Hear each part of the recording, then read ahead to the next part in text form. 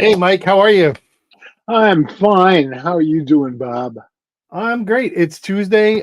It's not pouring cats and dogs here in Maryland right now. Happy Tuesday to everybody. Welcome to the Pop Culture SquadCast live with Mike and Bob. And we are now living in a post James Gunn Superman world. It has happened. It exists. People have seen it. I have seen it. And I think it's positive. And we will hopefully we're working on something special for next week, and hopefully it works out. We'll let you know if it doesn't. We'll let you know if it does, but we're hoping to get some other opinions on next week. Can I tease it? Just Sure. one quick tease. The woman who we're trying to get on the show, who shall remain nameless, For now. saw the movie and didn't care for it. Well, I mean, I cared for it. I did like it. I will say now, it's not perfect. I have quibbles. I can quibble with the best of them, and I understand the quibbles. But we're not going to spoil. No spoilers here. We're not going to spoil this. I will say this about Superman. It is a James Gunn movie. If you like James Gunn movies, you will like this movie. It is fast-paced, action-packed, roller coaster ride of a story. It is funny. It is heartfelt at times. The cast is wonderful. The actors act extremely well. There's some story parts that I would have preferred to be different. But that doesn't change the idea that I went into a theater. I sat down. I sat there for 2 hours. I watched a film. It was a decent story. I came out entertained. As we talked about last week, an awful lot was riding on this movie. Yes. I think its opening box office weekend, where it cleared almost a quarter worldwide, sets all those questions to rest. I believe that's correct. I think they'll make the next one. They will continue. They will continue. And we have the other part is there's a lot that's been talked about, but there hasn't been a lot like kind of laid down in like expectations and what are we doing here. So what we do know is that if you haven't watched Creature Commandos on HBO Max and you have access to HBO Max, highly recommend it. Super fun, entertaining, animated series. Now we have Superman. In DC, the next step is going to be the Lanterns show, which I think comes out in the fall. And then after that, I think the next thing that's on the schedule, and the only thing that's actually on the schedule in this DCU is Supergirl, which I think is next year, late next year. Right. Which also doesn't have a raccoon in it, but a puppy. Doesn't have a what? A raccoon in it. It does not have a raccoon, but it probably has a dog. Yeah, it's got the dog. Got the dog. And that's all I care about. I want them to do an animation of the Oh Yes Super Pet story. Right. And I want it in Cinerama. You and I were talking earlier before, kind of pre-show about some stuff, and I kind of wanted to get into it about movies. In that, there is this.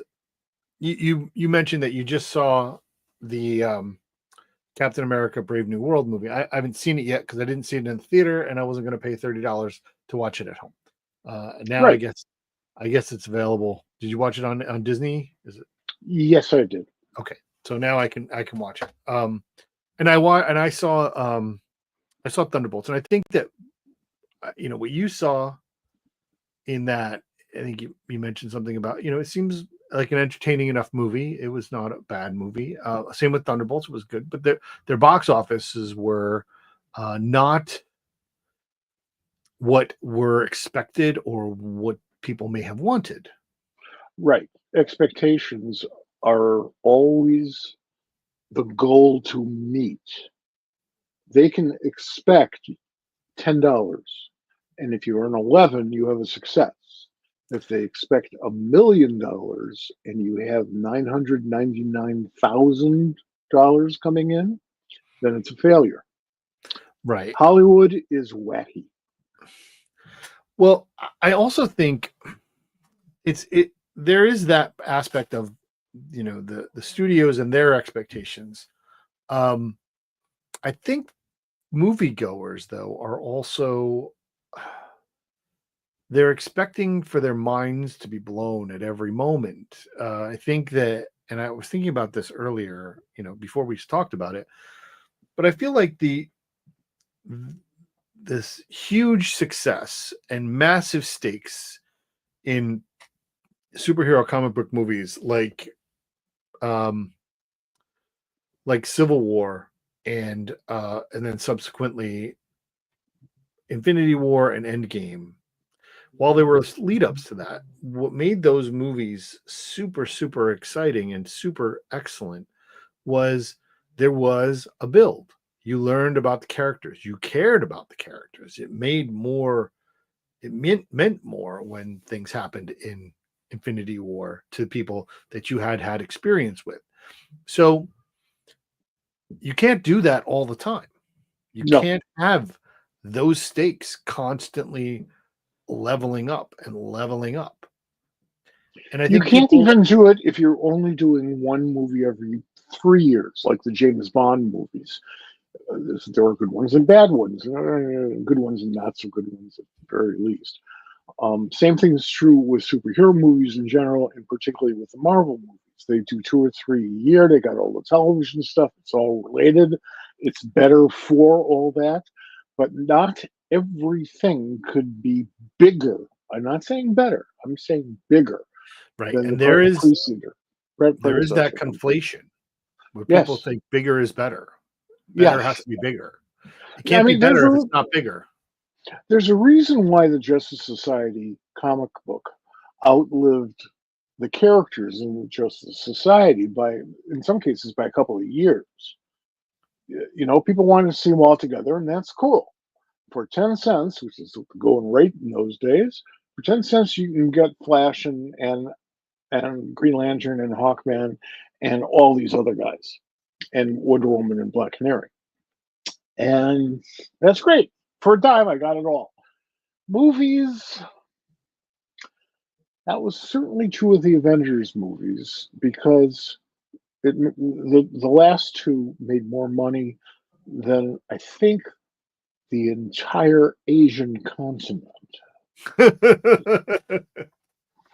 Well, I mean that, like I said, we're in a world right now where um Superman is out there and the movie was made and it's fun in my opinion. My opinion only. It was fun, it was enjoyable. This guy gets it. Um he's got charisma. You want to root for him.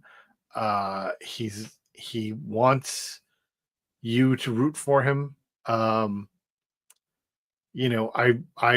liked it. I think that obviously they will make more. I think they should make more in this realm, but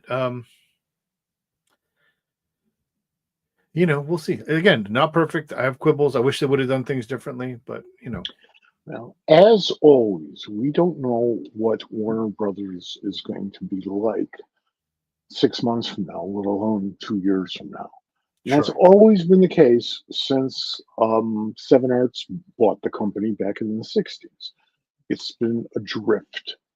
Um, and it's had different owners and different ownership and different management. Now they're doing it again, as evidenced by HBO Max's return to HBO Max.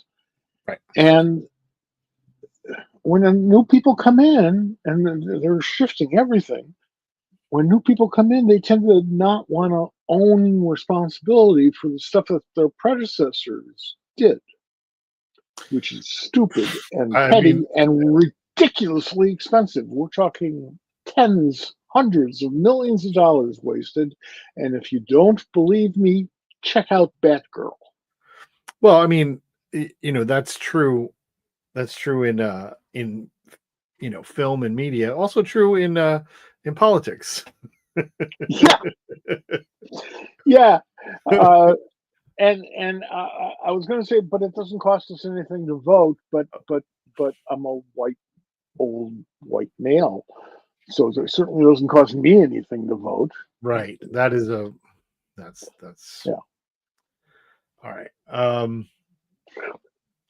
Let's talk about something else. We're going to change topics. Uh-oh. We will come back to this.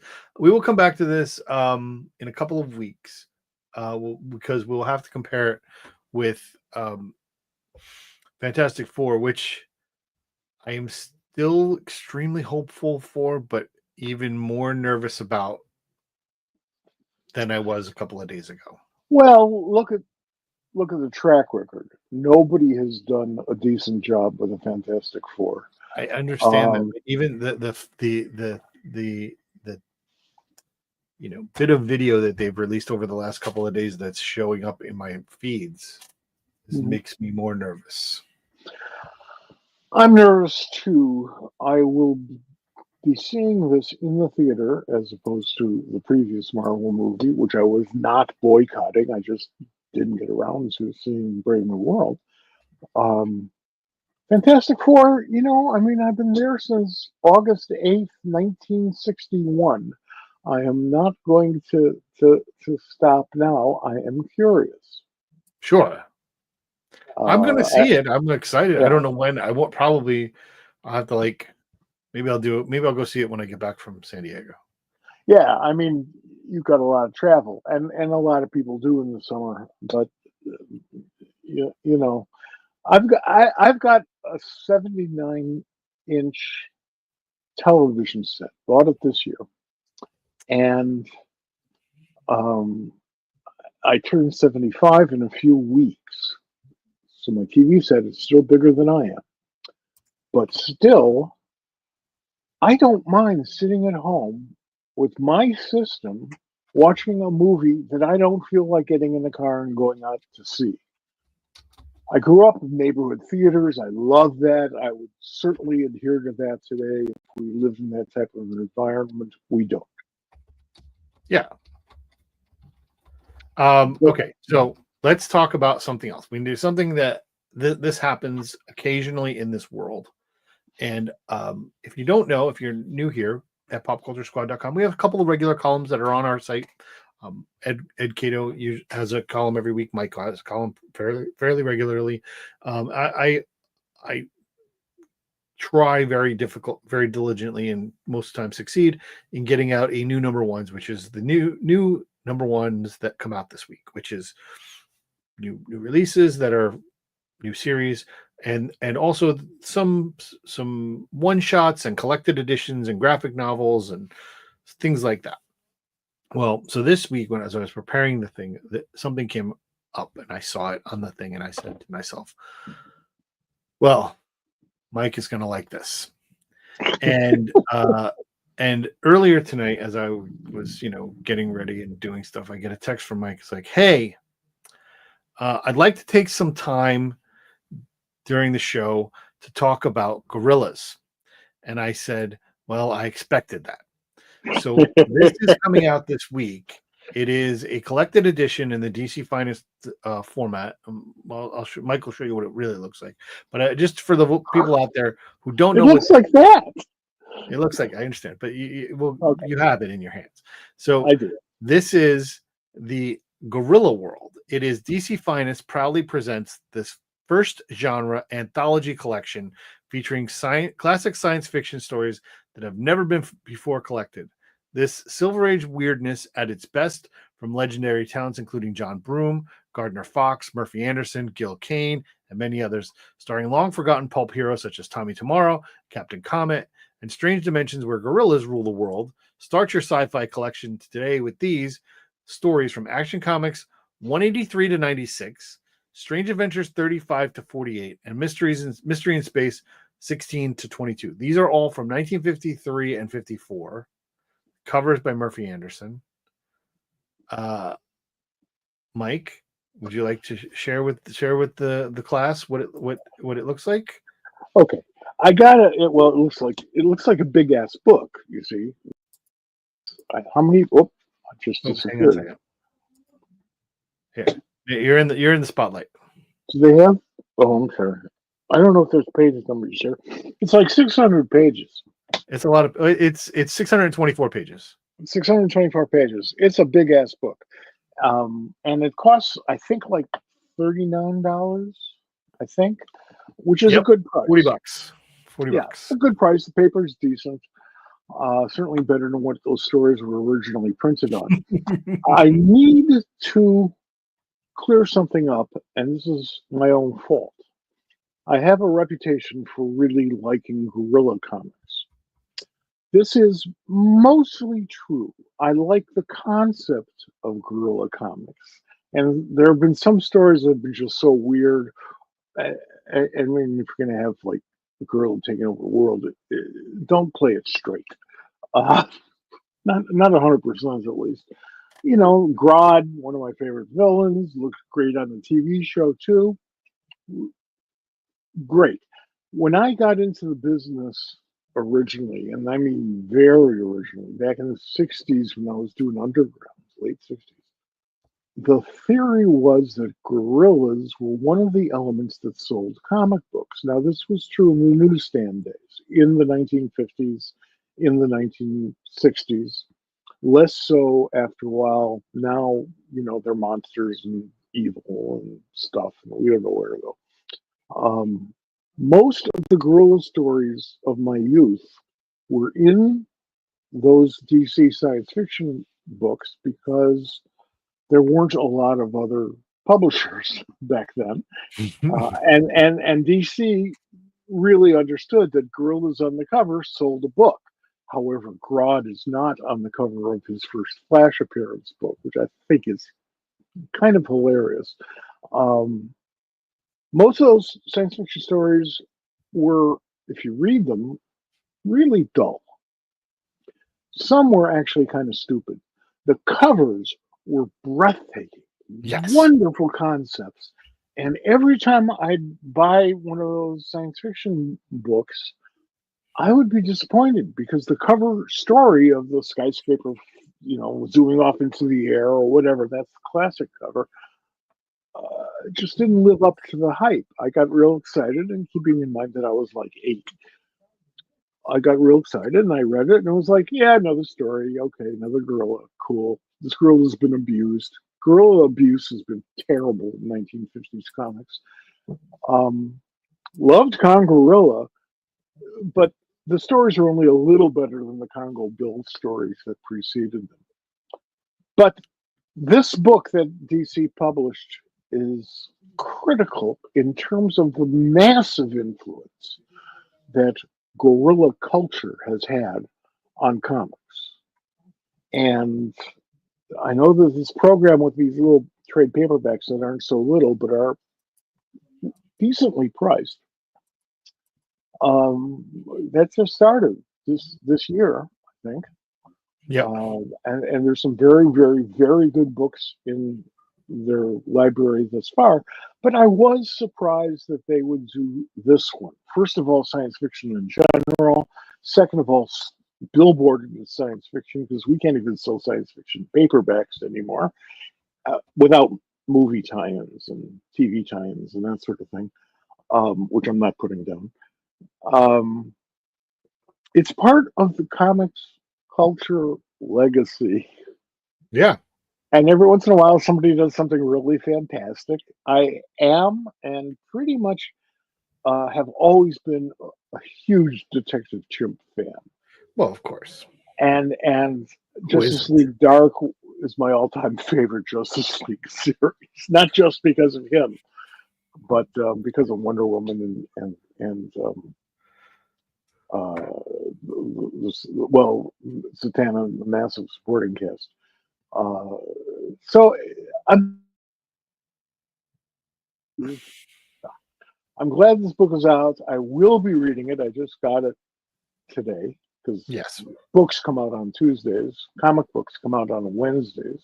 Right. Ah, So I mean, I'm glad it's there. I think it's great that they did that. I think that's good. And I also want to tell people that there are a bunch of other really really interesting books that come out this week that are new number ones.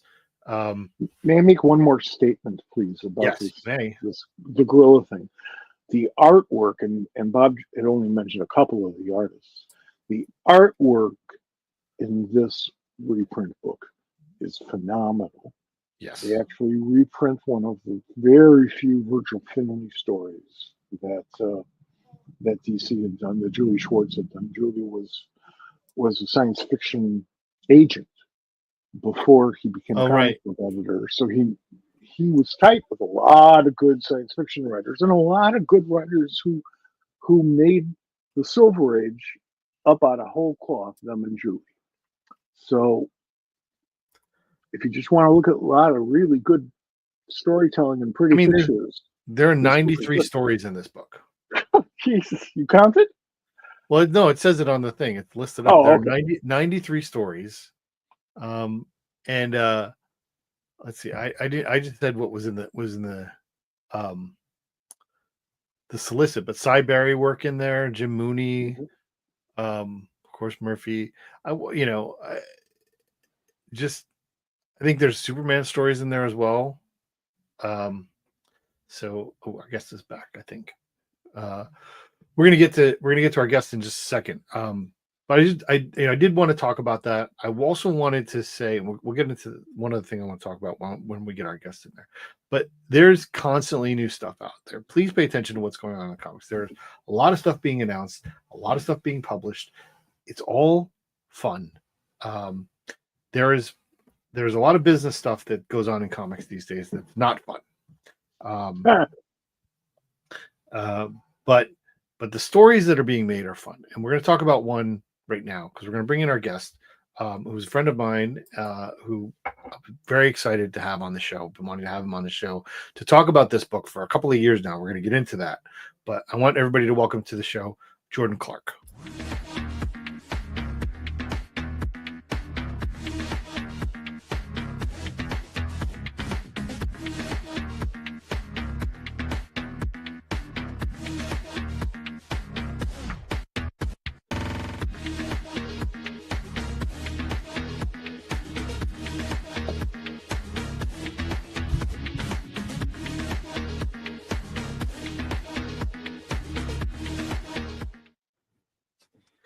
Hey, Jordan, welcome to the show. Can you hear us? Hey, how's it going, y'all? Thank you so Oh, much. great. Yeah, I can hear you. Can you hear me? Good to hear. Wow. Good to have you here. Yeah, but you're not, at least on my monitor, you're not in sync. So it looks really funny. You look fine. But the words coming out Okay, look funny. good.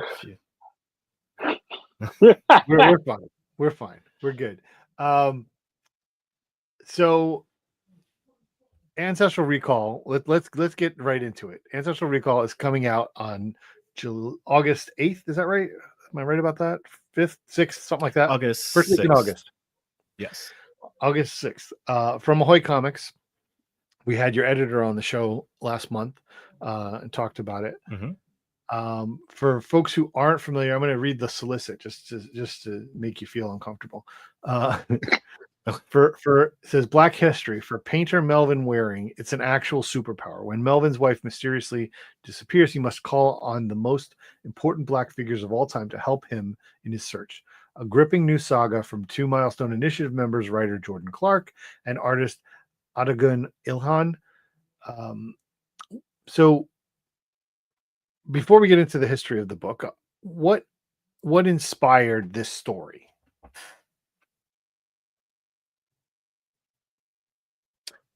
There's a couple different things that went into it. I think, for me, a lot of it was coming to me while I was at the Milestone Initiative Summit, which we did at the DC Comics headquarters. And so we were speaking with, like Reginald Hudlin and Jessica Cohen, and then like just a lot of the people who were foundational to that. And it got me thinking of, you had a chance to do something similar to that, in terms of like creating a character and creating a story that was really steeped in, this cultural aesthetic.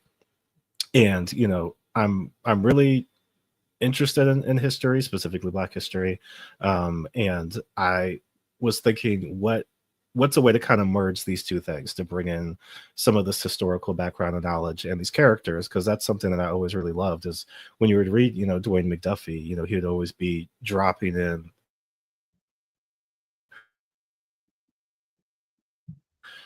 certain like real life historical facts or figures or events into the stories, to make that connection between, say, something like, Watchmen recently did with, the Tulsa Race Massacre, and, people kind of becoming more aware of certain things that were real parts of American history and not just, things that people were making up. I think a lot of people were like, oh, they just made that up for the show. And then they learned that that was a real thing that actually happened to people. And it was kind of like, a bit depressing that is how the information was conveyed, but also like a little bit eye-opening of like, well, maybe we can continue to kind of have these conversations or bring these things, into a larger awareness, through comics, pop culture, other things like that. And so for me, that was kind of a real emphasis for what I wanted to do, because, I've had a lot of, really good opportunities to do licensed work and IP work at DC and at IDW and a few other places. But, for me to kind of come out with my first, debut creator-owned work, I was really thinking, what's a big swing I could take? And this was, that idea that just kept speaking to me, I guess. This is kind of where a lot of that came from, was thinking about Milestone and thinking about, a lot of the creators who have come before, and thinking about what I kind of wanted to add to that conversation. I'm an American history freak, particularly as it relates to pop culture. You can learn American history by studying the history of pop culture. You can learn an awful lot about it, I'll tell you that. And the cool thing about the Watchmen TV series, and the weird thing about it at the same time, was that it turned a lot of people on to a really important story that they don't teach in history class, or most history classes. Maybe they do now. I doubt it. Not with what's going on in Washington. So it's important to get that out. It's also important to get out the fact that it is real. It is a real story. And it's important to look at the other things that were going on in America at that point in time, after World War I, after or during the end of the influenza thing that killed so many people, referring to 1918, not 2021, and that context, putting those stories together, I think, is crucial to our understanding of American history. And you'll note that I don't say Black American history or left-handed midget history, whatever. It's part of American history. If you're Black and you identify with that part, you should. That's great. But it's part of American history, even if you don't. So there.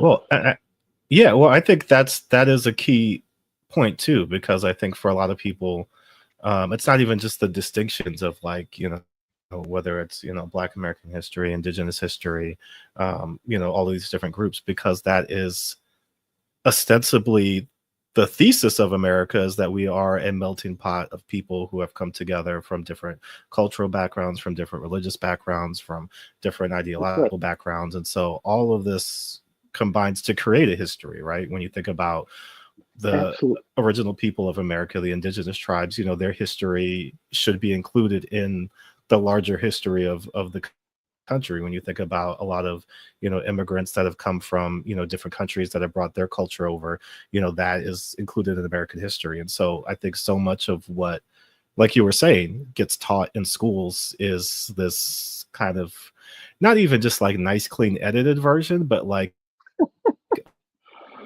a version that leaves out so much context of why this happened and leads to this. You know, you're left with pieces of a story that don't necessarily always connect.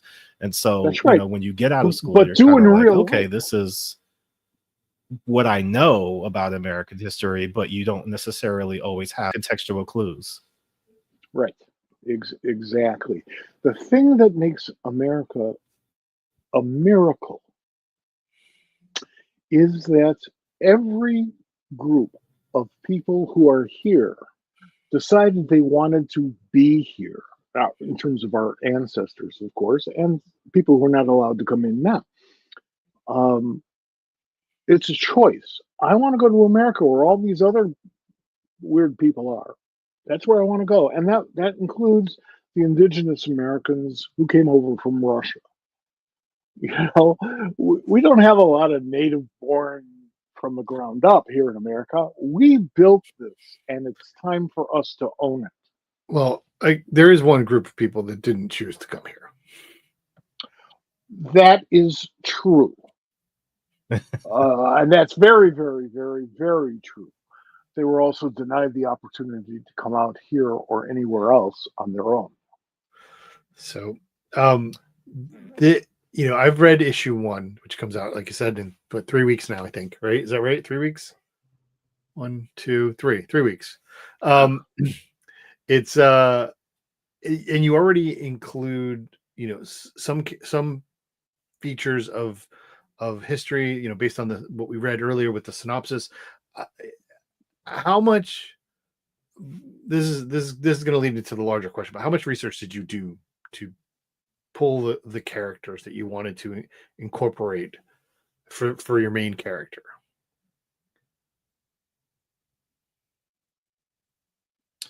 So it was a bit of a journey in terms of like, you've got a couple different moving parts, you know, in that, where I was trying to find historical figures that were not, you know, top of mind, just the typical historical figures that you might associate when you think about, oh, you know, like he's going to talk to like Martin Luther King or Rosa Parks, or, you know, any of those people who are, you know, great figures, you know, to know about and know more about. But I wanted to dig a little bit deeper into, you know, characters, or not characters, real people who you may not know their story, or you might have like a little bit of their story, but maybe not, you know, everything. And they also needed to have something that Melvin needed at any given point in time, right? So it's like, Sure. if he needs to fight, you know, if he needs to, you know, have a sword fight, like, well, who's somebody that he can connect to? Or if he needs this information about, you know, how to hack into, you know, a security system, like who's somebody that he could relate to that can help him do this thing that he doesn't know how to do. And so, you know, there was a bit of like, I need to connect some of these dots. But one of the just very fun serendipitous things about history is oftentimes, you know, you'll start looking up stuff and you're like, oh, there it is. Like there's the whole connection right there, because you find somebody or you learn about somebody, and then, you know, not only do they have, you know, something that you can use, but then there's other connections or other information that you can draw from them. And so, for example, in the first issue, Melvin gets into a situation where he needs to defend himself, and he draws upon Jean-Louis Michel, who was the greatest swordsman of the 18th century, is what just, you know, a lot of the historical records will show, is that he was, you know, maybe the greatest fencer of his time. There's lots of recorded duels that he had where he fought for like over an hour and like bested 20 or 30 men in that time span, and like these kind of real grueling long sword fights. He was brought in by Napoleon, to be a part of the French army, as a Haitian soldier, because like they valued his ability so much. And so it's one of those things where you're like, wow, like this is somebody that I didn't know existed, B, somebody who is like very qualified, for Melvin to be able to like pull from. But lastly, I think somebody that once people kind of get that information, or at least a little bit of what we show in the first issue, it's like, well, now I want to know more. Like now I want to take what I learned from this book and then like go further with it on my own to like find a book about him, find more information about him. So hopefully that's kind of the flow of things where people are able to read the book, able to kind of learn a little bit about who these people were, and then from there say, well, now this is really cool. Like this is something that I find interesting and I want to keep learning about, these people, because I think so much of what we are taught or think about Black history often does, kind of like boil down to civil rights era, Jim Crow era, these kinds of moments and movements of struggle, which is a part of the history. To highlight that and draw people in that direction, I think hopefully is what this book is able to do. The beautiful thing about organizing around struggle, around the issues of struggle, is that it makes new communities.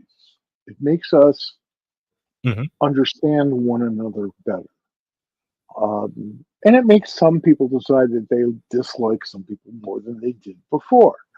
Okay, we got to live with that. At least we know where they're standing. I have been part of this political thing, well, really all my life, but actively since 1965. And I have made so many friends in comics as well as in the so-called political world, because we learned through mutual shared experience. And that reinforces our work. It reinforces our desire to continue.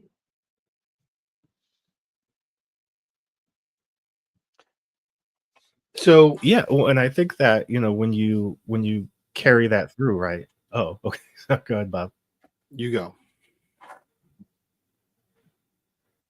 Okay. Yeah, no, I was just gonna say, I think when you carry that through, like there's so many things that do connect, right? Because maybe you're sharing, in a political struggle, but you're also, sharing, like you were saying, just like cultural traditions, information, things that kind of draw you together in different ways. So you may, come together for one particular reason, but then you may say, oh, but we also have this in common, or this in common, or this other thing in common. And I think, a lot of the ways that we kind of separate ourselves, through these categories, it's a very human thing to kind of, put things into boxes so that, Right. you can kind of quickly process these things. But once you are able to kind of break some of that down, through different ways, and like, again, comics, culture, like there's a lot of things that are able to kind of have those bridges extended so that, once you're able to come across, then you say, oh, like, not even maybe we're not so different after all, but there are some commonalities that I wasn't even aware of before, I was brought into, kind of this community of people who maybe I wouldn't have come into community with if it wasn't for whatever this was, our political beliefs, our love of comics, our love of music, whatever it is that brings us together. Like all of these things are things that I think are helpful in kind of breaking walls down, because we're now more than ever maybe more guarded, and just in the way that we move about the world. But there's still a lot of things that we can have that can bring us together. Absolutely.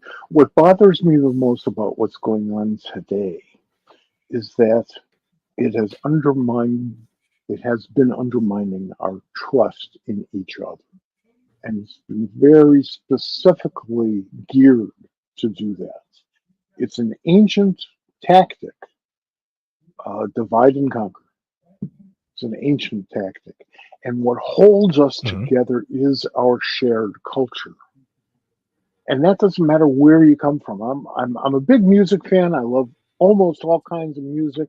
But growing up in Chicago, I'm a little bit more of a blues fan than anything else. And I have learned more cool history stuff just sitting around a blues bar in any city in America, or North America for that matter, than out of a book. It's part of our culture. See, you want this food? Here's where it comes from. You know, you like this music? Here's where it comes from. You go to New Orleans, where all of Absolutely. our cultures smash together. That's where it comes from. I want to. We talked a decent amount about what goes on in the book, and I don't want to spoil much, but I do want to say that like it is I was immediately, attracted to the characters. I feel like you really are starting to build something really excellent. I'm looking forward to it. I want, if you could go through the journey of this book, because you and I have known each other for a few years now, and we've been talking about this book for at least 2 years, and now it's finally coming out. So how did this come? What's the journey of this book? And I know what I'm asking, so that's It's yeah. Yeah, no. I mean, I think it has been an interesting journey, specifically, just in terms of not just, the initial, idea, coming to me and kind of working it through, but also just in terms of it kind of continuing to grow up until, basically we kind of put some of the finishing touches on it, a month or so ago. So like initially, like I was saying, during the Milestone Initiative summit that we went to at the DC headquarters, they had us do an exercise where we had to create a hero and we had to create a villain. And so, I did both, and we were broken up into groups. Adigan was in my group. He was working with somebody else, but we kind of got to talk and know each other there. And they liked the hero that the other members of our group had created, so I went with the villain that I had made. But Melvin was kind of the prototype, from the hero. So I kind of kept that in my brain and kept kind of working through that. And flash forward maybe a couple months after that, I'm speaking to some people at Ahoy, and trying to just kind of get a vibe of like what they have going on. And Darren Bennett, who does a lot of the stuff for Annual Design, that's his company, his lettering company. He was at C2E2 at the Ahoy booth, and I was just kind of chatting him up, and he was letting me know that, like, hey, if you have anything, just kind of pass it my way, and I'll kind of give it to some of the other people at Ahoy, and we can see what they say about it. And I had like 75% of a thing, but I was like, that sounds great. I got a thing. I could send it to you next week. So I had to like quickly scramble to finish, the concept. But I think it was good in that it kind of kicked me to finish, putting a lot of more thought and figuring out the finer details of things. And so, from there kind of went up the chain, and they came back and they said, this sounds good. Do you have an artist in mind? And Adigan was somebody that I was hoping to get a chance to work with. At this point, he had just started doing stuff for DC for Poison Ivy. And so he was kind of in the middle of that. But, I hit him up and I was like, fingers crossed, like maybe he's available. And just kind of universal, things working together. He was finishing up his MFA at Syracuse University. And Tom Pyre, who was the editor-in-chief, runner of Ahoy Comics, also has connections to Syracuse. And he was like, oh yeah, like Tom's up at Syracuse all the time, like I know him. And he was like, oh, like you are you looking for an artist to do this book? And I was like, if you're available, like maybe we can make all these things work. And so we both kind of had back ways into Ahoy. But once we kind of put everything together, it's been maybe like a 3 or 4 year like journey of not just like finishing the book, but again, as things have kind of gone along post-COVID, every political thing that's happening in the world right now, like there's been a lot of stuff that has influenced the book as it's gone along. And I think that, it's been nice to be able to not have to rush things. I think sometimes, specifically in the world of comics, like there's just a real like sprint to get the thing out, and put it on stands. And for me, obviously like getting it out is great. I certainly want to do that. And I'm very happy that it's coming out now, but it also feels like it's kind of perfect timing in a good and bad way, in the sense of how Black history has kind of been targeted politically. And that I think there's a lot of people who will find this book. Yeah. I think there's a lot of people that will find this book in a way that will speak to them even more than maybe if it had come out like a year ago, Our leaders tell us that Black history is not a phrase that exists. And I'm afraid that the only reason why they haven't said the same thing about Indigenous history is because they don't know what that word means. Yeah, unfortunately. Well, and I think too, a little bit to your point too, Mike. Like there's a bit of, there's a game plan that has always been at play, specifically for certain political ideologies that want to disenfranchise not only groups of people but information itself in a way that feels specifically targeted. But the reasoning behind it is like, when you ask the question, well, why do you not want people to know about that? What is it about that in particular that you want to hide or keep away from people? You start to think, oh, okay, like there's stuff there, there's ideas there, there's history there, that isn't necessarily even like inflammatory, but it is real. It is history. It is things that have happened. And I think, the more that you can separate people from reality, in certain ways, and kind of construct a alter which, these things didn't happen, or these things don't mean what you think they mean.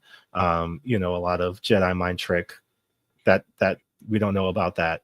It kind of makes it easier to insert the ideas that you do want people to have, or, steer people in the direction that you want them to go, instead of them forming their own conclusions or having access to information in a way that they should in a democracy. When you think about just freedom of information, like why hide things at all? Why can I not go to the library and read that book, or access that information? It kind of makes you think that not even that there's something to hide, but there's a deliberate move to specifically make sure that people aren't able to have, all of the pieces at once. And the fact that it may not be fully considered as something that the oppressors wish to do or wish to bring about makes it even more repulsive. It is their natural way of thinking. Well, those people are others. I don't have to waste my time with them. It's not like, oh, we can't give these people knowledge of their existence. Nobody has knowledge of their existence other than in very, very broad strokes. And when you're denied those broad strokes, you're chasing something you cannot put back in the bottle. Mm-hmm. So I really, I love the political struggle, because that's how change comes about. And change never comes about easily. People with power don't like to give up that power. And if you tell people it's a matter of privilege, they don't understand you, because they don't see it as privilege. They see it as earth. It takes a lot of white people a long time to get that. Several generations still have a way to go. This has been an interesting show so far, but I want to let's get back into comics. I want to I want to. I think you're the first Milestone Initiative alum that we've had on the show. I want to dive into that a little bit more. Can you share with us more about how you got to go there and what was that about? I think I find it. I was super excited when I heard it was happening, but and we haven't talked too much about it. So what was that like for you? How'd you get there? Yeah, for people who maybe aren't familiar with what the Milestone Initiative was, DC back in 2019, as Milestone was coming back, as a publisher full force, one of the things that Reginald Hudlin and Dennis wanted to do was to see if they could tap, into a new generation of comic book creators from, a variety of backgrounds and, pull them in the same way that, the Milestone universe was that spark for a lot of underrepresented voices, when it first came out in the 90s. And so there was more or less a talent competition, right? A lot of people entered in terms of, showing art, showing, writing samples, and I forget the exact number. It was a lot. I mean, it was a lot of people who were, entering in. But they narrowed it down to about 20 of us, 10 writers, 10 artists. And, what it offered was an opportunity to one, kind of have that close mentorship of, not just the Milestone group, but also of, people at DC Comics, giving us, opportunities to speak with editors, to talk with, Jim Lee and some of the other higher ups at DC, opportunity to learn more about the business side of comics, a little bit about, the production, about, how a lot of things get done, sales, a lot of stuff that if you are just looking at it from a creative standpoint, not only do you not really have that information, because you're not a publisher or in the publishing trade, but I think you really don't understand, the nuts and bolts of how a lot of this stuff works. And so it was really, exciting just to be able to have that. On top of that, there was a lot of professionals who were mentors for people. So my mentor was Dan Jurgens, which was crazy on two levels. One, I'm maybe the biggest Booster Gold fan. So it was just nice to be able to chat with him. I'm sure he was like, oh, Death of Superman, or, all these. No, I want to talk about Booster Gold, if you don't mind. So like that was cool, but also, just the way that they really embraced us and had us in, we had access to the Kubert School, and so there was mentorship on that level. And then we got to do, some published stuff. We got to do the talent showcase that came out, where we got to, write a couple of different Milestone characters. And then from there, I think just about everybody has had something published somewhere. And now when you look around, Julio Anto was part of that group, and he has done, the Blue Beetle YA graphic novel that came out earlier this year. I think, yeah. So Josh and Julio Morgan Hampton were they both was a part of that. Yeah. Well, here's something for you to remember. Yeah, well, Jordan, no, Josh. I'm sorry. Yeah, go ahead. I'm sure that you're fully aware of this. Some folks in your position may not be. But the industry is going to continue to evolve. You are going to continue to age. Let's hope. And the new kids who come in are going to look at you like a father figure. It is your duty, it is your responsibility to prime the pump. Comics were here long before any of us were. We hope they'll be here long after. Absolutely. Well, and I think that's what's so beautiful about this this opportunity, is that, there was a lot put into us, like DC was really, really, really behind us. And it felt great at the time, but also, like I was saying, we have so many of us now have gone on to do, you know, a lot of things where Morgan Hampton is writing Green Lantern Corps right now with Jeremy Adams. Ashley Allen is writing Magic over at Marvel right now. Adigan, like I said, did a lot of stuff for DC, Poison Ivy, Shadow Cabinet. He's got some other exciting stuff coming up with them.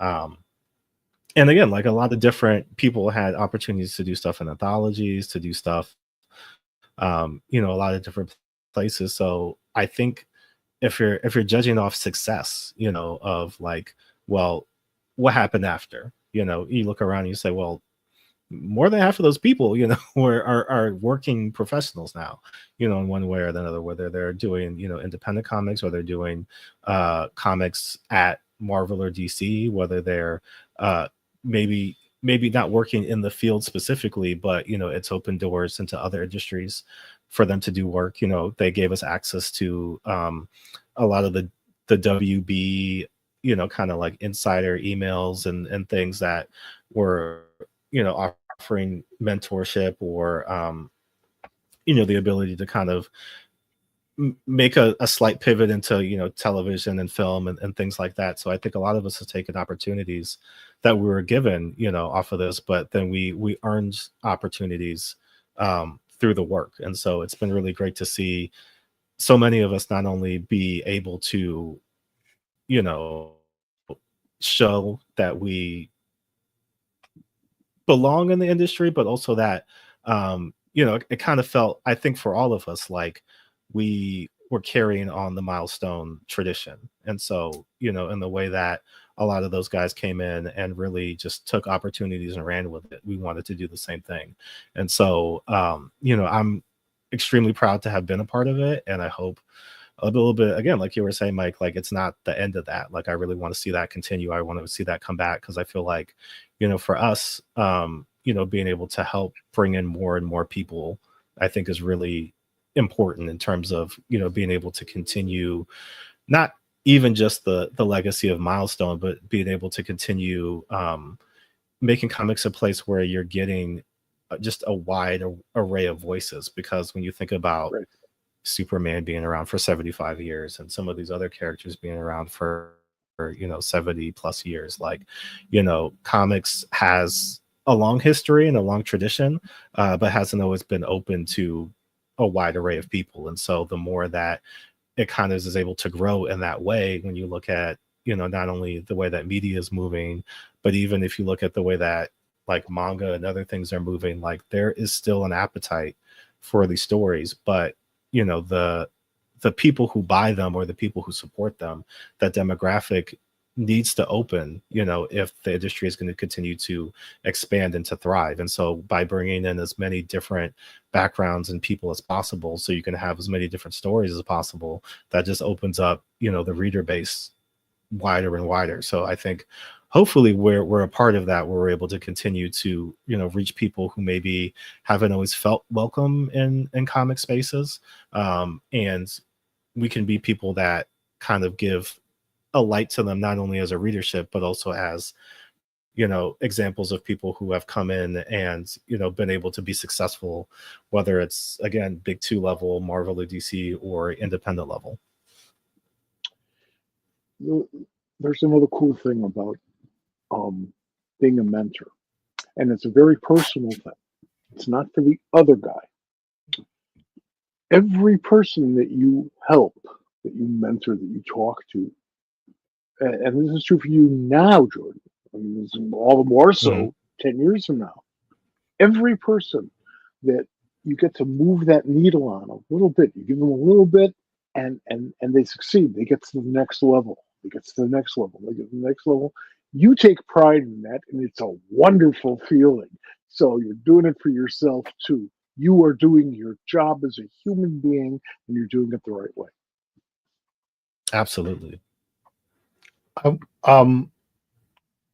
You know, since the Milestone Initiative, you've written Aquaman, and you did some stuff with Star Wars, and you did stuff with Dynamite with Red Sonja.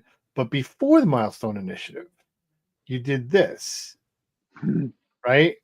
How did this come about, and what was that like working on Bitch Planet and this kind of special thing? Yeah, I feel like, you know, a lot of my stories are are very circular in specific ways. So when I first started to really become serious about comics and wanted to make comics, you know, I read everything, like all the interviews, all the, you know, blogs and things that creators were doing, and tracked down all the books and all of that stuff. And, you know, somebody that I kept coming back to was Kelly Sue DeConnick, who was very much, and still is very much, like open with like information, you know what I mean? Like she's very much somebody who wants others around her to succeed. And so, you know, she had, I believe it was a Tumblr at the time that I would go back to and just find, you know, new tidbits of things to kind of write down and you know, learn from. And then when the first, like Pretty Deadly #1, like the very first one was coming out, she was doing a signing at the old Third Eye Comics, the location they have before now, and All right.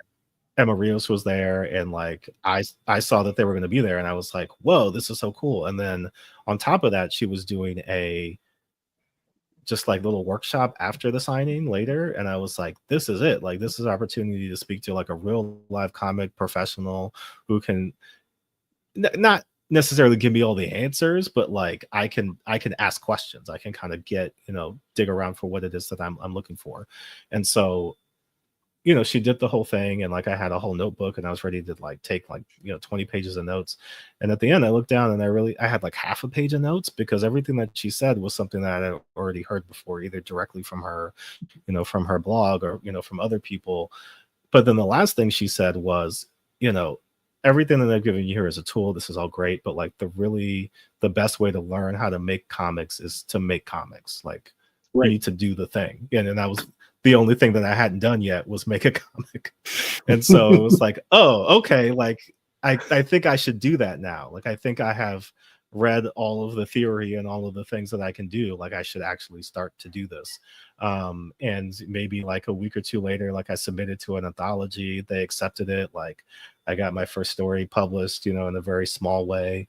And from there, like I just kept, you know, doing things and creating things. And fast forward a couple years later, she's at Heroes Con with Matt Fraction. And you know, she's got a booth set up, and I'm also at Heroes Con. I have, you know, my kind of collection of like short comics that I've made, and like a few other things that I'm selling at my table. And so I'm like, well, I have to go say thank you to Kelly Sue, because, you know, she kind of inspired me to do what I'm doing now. And so I went over and I started chatting with her. I gave her, you know, one of my short anthologies. She's thumbing through it. She passes it to, you know, her editor, Lauren Sankovich, who was, you know, just kind of hanging out at the booth. Lauren's kind of, you know, thumbing through it. You know, she's talking to me. I'm just, you know, saying thank you, you know, for everything. Like you really inspired me and all of the stuff. And she, again, as always, is always very gracious, very nice, very kind. Go back to my table. I was like, that was great. Like that was awesome. You know, later she had been doing just like a morning walk that, you know, she would always do when she went to Heroes Con, where like just a bunch of people get together and just walk, you know, do almost like a morning, like fast walk around. And so I was like, oh, well, maybe I'll just go and like follow up and see what's going on. And I'm walking, and she like comes to me, you know what I mean? Like remembers me from yesterday, and is like talking to me, and just like, oh yeah, like Jordan, right? Like, yeah, like I was looking at your stuff, and like I was passing it to Lauren, and Lauren was like, oh, this is great. Like, do you have a table? Like Lauren wants to come and like buy this from you. And I was like, oh, okay. Yeah. You know, and I like gave her a business card and like kept talking. Lauren came over and chatted me up and bought you know, one of my books. I'm on the plane home. I'm like, that was great. You know, like what an amazing time. I'm never going to hear from any of these people again, but it was very nice. Like that they were so nice to me and said all this nice stuff to me. Maybe like 3 weeks later, I'm at work and I get an email from the Milk Fed team, and they're like, hey, we're doing this triple feature thing. Like we want you to pitch a story to us. And I was like, what? Because not even just in the sense of like a huge Bitch Planet fan, like I'd read all of the issues up until that point. But B, you know, I mean, like Pitch Planet is such a very specific thing, and I think, you know, in even within the triple feature, I want to say me and Matt Fraction were the only male writers in the whole thing. So like to even like trust me to do that felt like a big responsibility. And so, you know, from there, like I really felt like I had to do a really good job, you know, because like not only is Kelly Sue like trusting me to do this, but then also it's like this is my first like published thing. Like before that, I had done, you know, smaller independent, you know, locally published stuff, but this was like you're going to be in an Image comic, and not just an Image comic, but a Bitch Planet comic that a lot of people are going to read. And so it was a really great experience. I got to work with my still friend Naomi Franquise, who has done a lot of great stuff at Marvel and other places. And so just generally, like it was a surreal experience, and like I'm still very grateful to Kelly Sue for opening that door for me and really, you know, taking me in the sense of like encouraging the work, but also like I think sometimes, like you were saying, Mike, it just takes one person to see that thing in you for you to say, Right. oh, like I can do this. Like I'm able to do this at the level that, you know, I really want to. And it's not just, you know, in my head, like, you know, somebody who knows what it takes to get to these places is saying that you can do this, not like theoretically, but like actually you can. So like go out there and do it. So that was just, yeah, one of those things that I always think back on, and I'm really grateful for, not just again her trusting me, but you know, being able to be a part of a book that I still think is one of the best comic series ever. So, you know, just being like a very, very small part of that is very meaningful to me. I agree with you. Bitch Planet, I think, is one of the best projects to come out over forever, but over the last couple of decades. And you're sort of jumping into the pool off of that means you jumped into the pool off of the high dive. Do you think that Yeah. taking such a well designed series and uniquely designed series, do you think that that made you a better person, a better cartoonist? Absolutely. Well, and I think, you know, two things. One, the whole point of what the anthology was a variation of the Milestone Initiative, where Kelly Sue was really looking for new voices and to bring in people that were maybe at the beginnings of their career, like, you know, Vita Ayala was a part of it.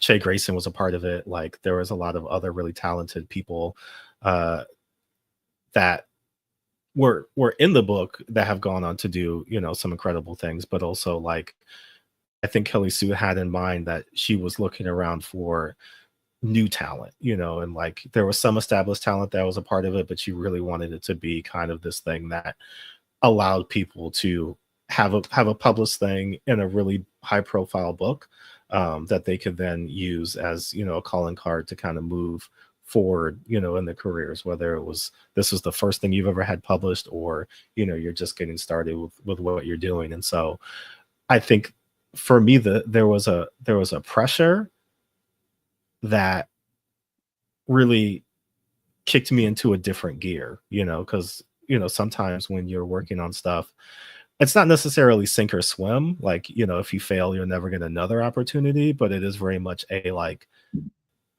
here's the shot. Like you are taking the shot, and you can make or miss the shot. And so, you know, you not everything is riding on this like it's the end, but like if it goes in, boy, you know what I mean? Like that's great. Like you're moving on to that next level. And so I think just knowing what came before, and also, you know, being able to talk with Kelly Sue through it, because she was, you know, an editor on it as well. And, you know, a lot of her notes and a lot of the things that she was, you know, just telling me, I think really leveled me up, for the next project that I worked on. So just even being able to have her look at and critique the work, by the end of it, she was like, yeah, you and Naomi are both great. Like, just, go out in the world and keep doing this, because, she was able to kind of just see a lot of the building blocks. And I think that was, again, part of her perspective as well, is like, you should be working already, you know what I mean? So I'm just putting you in position to go out there and do it. Like, I've identified you as somebody who has the ability and the skill to do this. And so I'm just trying to position you in a way that more people are able to see that. So, for me, I was already, again, feeling that pressure, but like coming out of the other side of it, I really felt like it's a story that I'm still extremely proud of, but also I felt like I really gained a lot of just knowledge and practical, skills coming out of that story. The more work you do that gets you out of your normal comfort zone, generally speaking, makes you a lot better, because you're stretching in ways you've never stretched before. And even if it didn't quite work, you're already a little bit stretched, so you can do a little bit more work on it. The complacency is the worst thing for any creative person in any medium. Yeah. Yeah. I mean, there's a. So I was Mike. No, you got it. Go ahead. You got it. I was gonna say there's a David Bowie quote that I think about all the time, where he's kind of paraphrasing him, talking about when I felt the most comfortable was when I felt kind of the least creative, like I was kind of standing just right up against the edge of the water and not really putting my toes in. And like the further out into that unknown water that he got, the more he was like, I'm creating now. You know what I mean? I'm kind of in the space that feels unfamiliar to me. I don't know what's going to happen next, but that's really where you're doing the best work, when you're kind of putting yourself in a position of unfamiliarity. And so, anytime I feel like I'm not just doing the same thing that I just did before, always makes me feel like I'm at least moving in the right direction. Right. And as a human being, as well as a creative person, we have to allow for ourselves to expand in every respect in ways that we hadn't thought of before. That's just true as human beings. Not even you can just be lying in bed 24/7 and you still have that same problem. That's why I love this medium. I love this medium because, generally speaking, we get them when they're young. It attracts people at a very early age. Gil Kane, Joe Kubert came in when they were 14. Trevor Von Eeden, 20 years later, came in when he was like 16. And so on. Lots of people come in when they're really young and they learn, they get better. Sometimes they get better damn quick, like Kane and Kubert. I don't know what it is. If you don't grow up with comics, do you get it? Well, we live in such a visual society these days, and I think you can. But you have to, at some point, fall across the medium and say, I can do this and I can do a good job. And then you have to believe in yourself. So Mike, you weren't able to be with us when we had Kelly Sue on it last month, but it was, I want to just relate that when Jordan was watching, he made a comment, and as soon as she saw that he was watching, she was super excited about it. Even to this day, she takes pride in him being where he is. But Kelly Sue is younger than me. She should get used to it. Well, I understand, but so from that point to what's happening like a week from tomorrow or whenever, sometime next week, you're going to San Diego for the first time, and right? Am I right about that? Well, I'm going to San Diego for the first time as well. So we're both going to go together at the same time. You have a panel that you're going to be on with Ahoy, which I'm definitely going to come and make sure I get to that. I am super nervous, more than I ever expected to. I mean, I go to 11, 12 cons a year. It's not a problem. I know what to do. I know what to expect. I know even if it's New York, which is huge, or Chicago, which is huge, there seems to be and I've never been before, but it just feels like even whether I just wasn't paying attention, but there just seems like you can't not do something. Like it's just so much to do. How do Mhm. you figure it? Like, are you prepping? Are you planning? Do you have like notes and stuff? Because I think I have to start doing this. I am lucky to have a lot of friends who not only have been before, but are going to be going this year Right. again, luckily, and are very much just like, hey, like we'll show you what to do, we'll show you where to go, we'll show you what's happening. Right.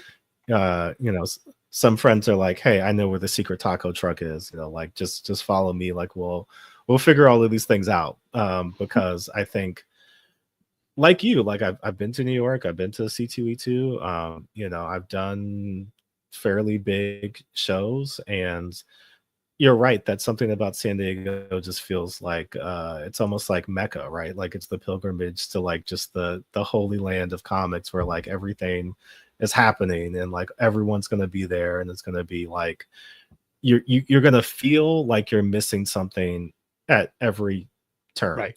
like, oh Yes. man, like this person was here, this panel happened, oh, so and so just walked across the floor, or like all these people had dinner last night, I didn't know about that, the super secret after Eisner's party, like what's going on, like there's always going to feel like Right. something you didn't get to do. And Well, we're gonna have to my keep each other in the feeling loop, going right? into it, absolutely, yeah. Like I'm happy to just be there, I think, in a sense. Like I want to take a very zen approach to everything, and just one, like, have gratitude for having gotten to this point, and being able to do a panel at San Diego, especially because the book comes out the week after, so it's just kind of like I want to kind of soak up the moment. I think a lot of times it's very easy to get caught up in just like, oh man, yeah, so like here's my detailed itinerary of like everything I need to do and everybody I need to speak to and like all this stuff, and not just standing on the floor and being like, wow, this is really cool, like look at all of this stuff, look at all of these people, look at my friends, like look at like the people that I came up with, and now I remember when we were just walking the floor together, and now we both have panels at San Diego. Like this is awesome. So like I definitely want to capitalize, in a sense of like this is a business trip, in that sense of, there's opportunities to talk to editors, there's opportunities to talk to peers and other people and make connections and network and do all that stuff. There's also like a beach nearby, and like people are like, the zoo is cool, and like there's other stuff. Like, I've never been to San Diego before, so like Yep. I Me too. certainly want to do all of the con stuff, but I also just want to like enjoy being there. So, I'm going to do my best to find that balance of really enjoying, just that opportunity to be there, to do the panel. I've got another panel on Saturday, that I'm looking forward to. So, there's a lot of fun stuff happening, and I want to make sure that, I'm doing it. I'm having the full San Diego experience, but I also want to make sure that I am like in the moment as much as possible of just being able to enjoy San Diego and not like get super anxious or worked up about it. So, Mike, you had some advice for us. Well, hang on. I want to tell you a story. Okay, let's hear the You story. want a story, Bob? Yep. Okay. About a dozen years ago, I was at San Diego with everybody else in the free world and my radio partner, who was a long time comics retailer. And he was doing these interviews, and I was helping him with his interviews. And he had Margaret Cho lined up for like 8:30 or whatever. And she came up on time, but he was running late because his interview was running late. So I took her on a little tour of the dealer's floor. She'd never been to San Diego before. And she looked around and was instantly exhausted. She just, like, all of her energy, you could just see it seeping out of her. And she says, "You do this all the time?" And I said, "Well, San Diego's beginning to wear a little thin, but yeah, we we do this all the time, and this is how we have fun." And she says, "Wow, I thought my business was weird." I walked her around the place, and finally, I get the high sign. We get her on the air, and the last thing she says to me before my friend Mike takes over to interview her was, "I really wasn't tired before I got here." You're going to be bewildered. Both of you are going to be bewildered when you go in, and you're going to be bewildered pretty much the whole time unless you're on a conversation with somebody.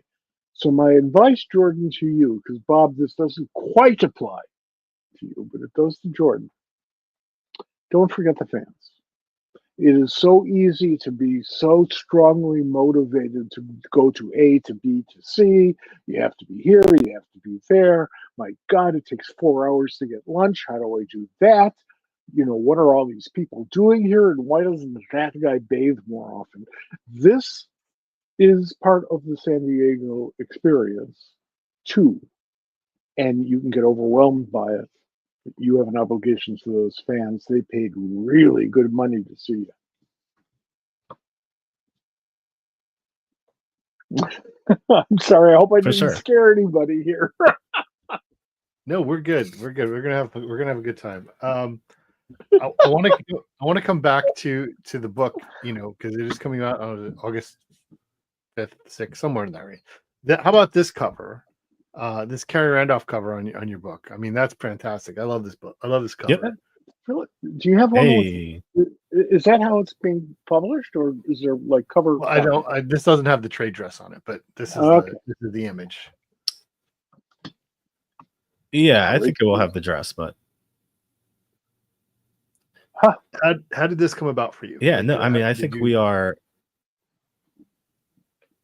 Yeah, I mean, Kari was again one of the Milestone Initiative supporters, like somebody who wasn't directly involved with the program, but was like very aware of it and very much just like chatting us up and like keeping us informed about stuff, and being able to kind of pick his brain from time to time has been great. Again, somebody who's very open about not just his experiences in the industry, but also like practical advice. You know what I mean? Like whenever you go and you speak to him, like he's gonna not just tell you the honest truth, but also like, all right, so here's how these things typically go. You know what I mean? And I'm always very appreciative of any advice and any knowledge that he has to pass on to me. Sarah and him, had worked together, specifically on Black. Right. And she was like, "Oh, we're looking for, somebody to do the first cover." And I kind of was like, "You think Kari's available? Like maybe we could like hit him up and see what's going on." And he was like, "Yeah, go ahead and reach out." And like instantly after I asked the question, he was like, "Of course, like, yes, like let's, tell Sarah to send me the invoice and the whatever, and like we'll just get it done." And so that again to me is very much a blessing of people not only just seeing the potential of the thing that you're doing, but also like very much embracing it and wanting to be a part of it. And I didn't even really like give him cues or notes or anything. He just kind of like read through the script and was like, "All right, so here's what I'm thinking." And I was like, "Whatever you're thinking is great. Like do whatever it is that's coming to your brain." And it's been amazing because like, I mean, he did a cover for us. Jay Hero, who is an incredible artist, did a variant cover for us. Jamal Igle has a cover for us for the third cover. And all of Adigan's covers have been, fantastic. Like all of his just absolutely. A covers have been great.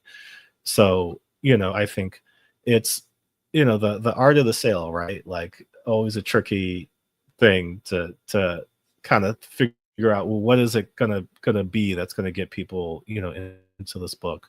But I think, at least general sense has said a Kari Randolph cover is one of those things that will get people to at least like look at it and say, oh, what's that? So I think, hopefully we have a bit of that where, he's able to bring in more eyes for us. Jamal's able to bring in more eyes for us. Jay's able to bring in more eyes for us. Just because, like Ahoy is doing a lot of really great, tremendous stuff, but really once you start getting down past, not just Marvel, DC, Image, but like there's a lot of publishers specifically now, in the post Diamond world where I think there's a room, to grow, but there's also just that competition to get eyeballs on what it is that you're doing. And so, Ahoy's been great about pushing the book, and I think this is one of those ways where they've very much been like, yes, let's find people who can do some really great variant covers for us that we can get more and more eyes on it, whether that's retailers, whether that's fans, to kind of bring people in to check it out. There's two things about Ahoy that really get me.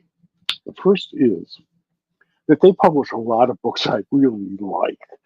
And I got away from the whole, publisher fandom thing when I was a kid. I wasn't a Marvel fan or a DC fan or Archie. I was a comics fan. These guys are doing more stuff that I enjoy today than ever before. And the second point is, unlike most publishers, they haven't used their success, and by success I don't mean exceptional success, I mean the fact that they're still in business, to continue to publish more and more and more poundage of material. This is how the direct sales system works. In order to make the same amount of money, you're going to have to produce more stuff or newer stuff. Well, the 5-issue miniseries thing works out well for them, probably better than for anybody, because they know how to play it.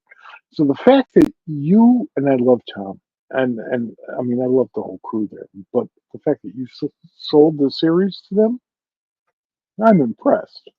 If I had read any of your stuff, including Bitch Planet, or started with Bitch Planet, probably, I would still pick this up because it's an interesting concept.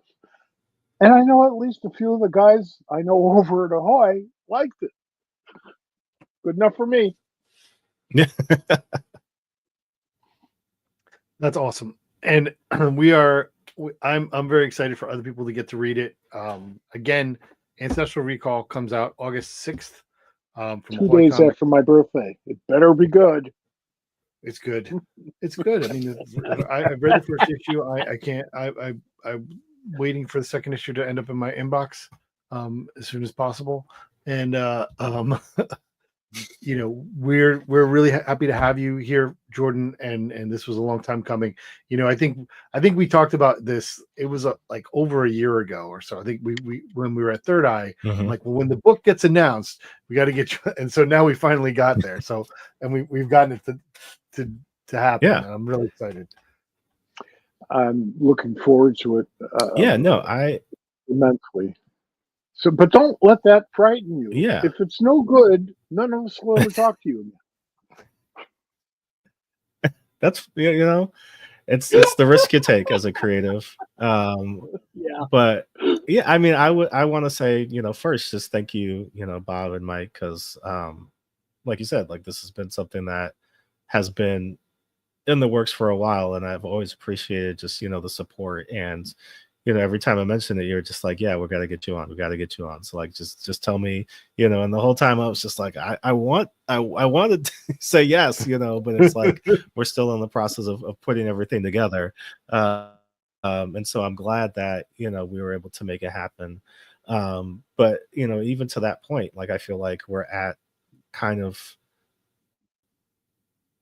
you know, this very interesting space, because it's like, it's not tomorrow, but it's very close, you know, and I feel like every day I wake up, I'm just like, oh yeah, this is happening. Oh yeah, this book is coming out. Oh yeah, like, you know what I mean? Like, I've been thinking about it for so long, and putting it together for so long, that now that it's like on the just a couple weeks away, I'm like, oh yeah, like, this is for real. I'm really doing this. And so, you know, it's always great to talk to people, not just about the book, but, you know, to kind of continue to get that feedback, because, you know, until it's out in the world, you know, you never really know, right? And so I've every person who's read it, excuse me, who has said nice things about it, it's like, I don't think you're lying to me, but I also am just kind of like, man, like, you know, everybody has been so positive about it that, you know, it has kind of helped me fight back some of those nerves where, you know, if everybody was like,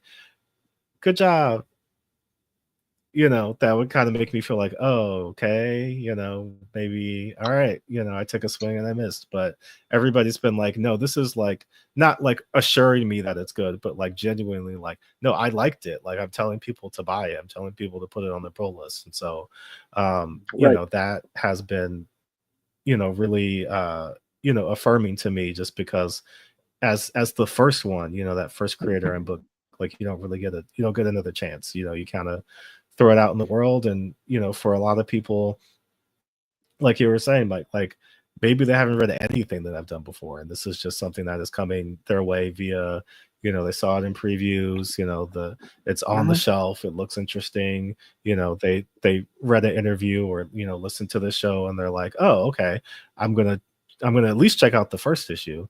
Right. You know, I hope that it finds people in a way that, you know, you like the book, you know, and you enjoy the story, but it also is speaking to you in terms of, you know, it's giving you something that you can take away from it. You know, I feel like for anything that I can do creatively, that I can give to other people, you know, specifically in terms of like comics as a medium, historically people have viewed it as very disposable, just because of the way that it is consumed. You know, you buy an issue, you either put it in a box, or, you know, give it to somebody, or, you know, it's not necessarily like a book that you put on a shelf, or, you know, something like that, even though you can have, you know, trades and all that. But, you know, I think a lot of people think about it in that lens of like, okay, I read it and I'm done with it now, and I'm ready for the next one.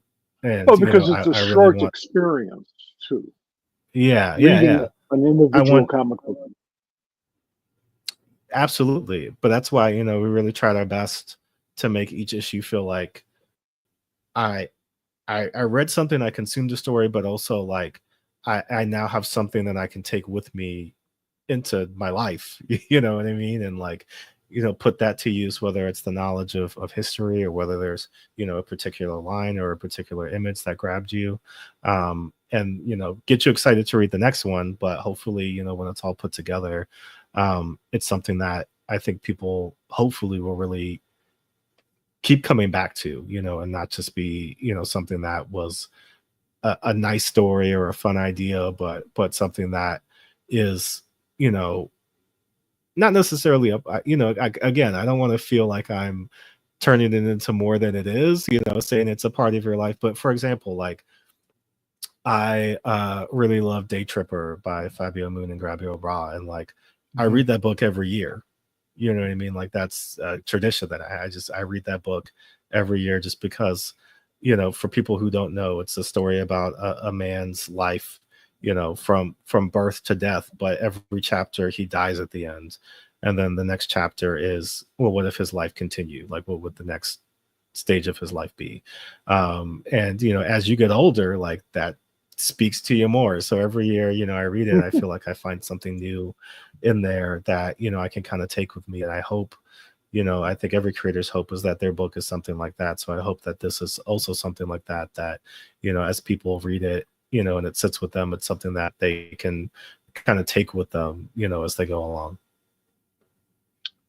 Every comic book published that is read by people is generally discussed by people. Word of mouth is the best publicity you can possibly get in whatever medium you're working in, just about. And you're going to conventions, not just San Diego, but Baltimore, and whatever. C2E2. That's how you get that word of mouth going. People see you. Yeah. And go, well, he sounds interesting. And look, his name is on this book. I think I'll check it out. Or whatever it takes. Once they start talking about it, you're a made man. Absolutely. All right, Jordan. Thank you so much for being here. I will see you next week. We'll figure it out. And we'll make sure everybody goes and gets Ancestral Recall on August 6th. Yeah, just bring me back some barbecue, will you, Bob? They're not bringing you barbecue from San Diego. There's only one good place. I will see you. I will see you the next week. All right, Jordan, we're going to let you go. We'll see you later. All right. Appreciate you. Thank you, guys. Very much. It was wonderful having this conversation with you. I really enjoyed it. Yeah, absolutely. Really appreciate you guys. Thank you so much. All right. All right. Looking forward to that one. Yeah, it is. It's going to be great. We're going to be here next week. Next week we have a special guests, a couple of special guests. We were talking earlier that we're going to try and get a special little conversation going on.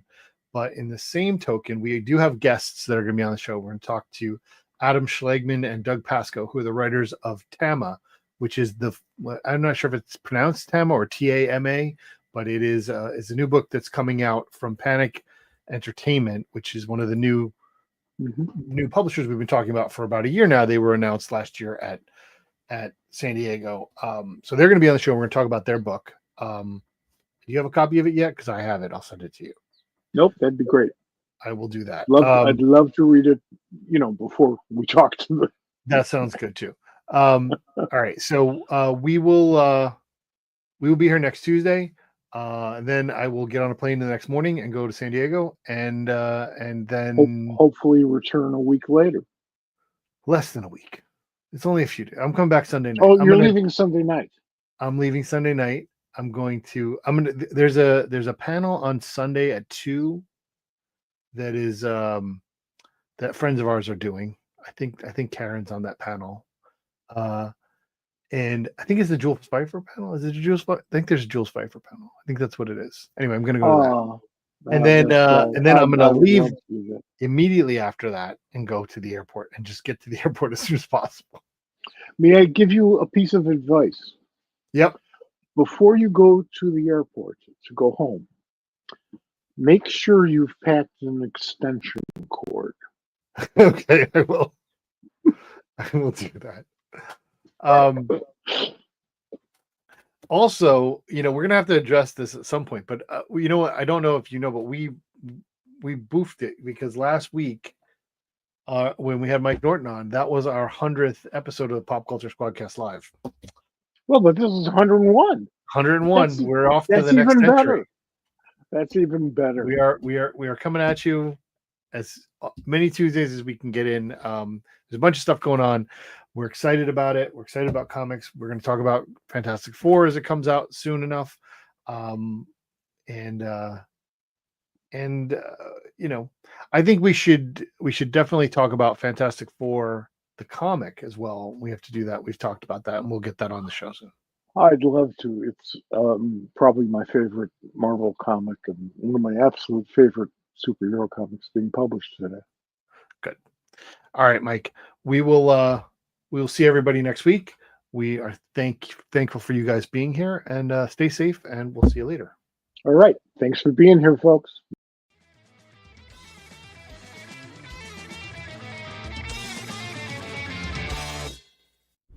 This has been a production of the Pop Culture Squad Network.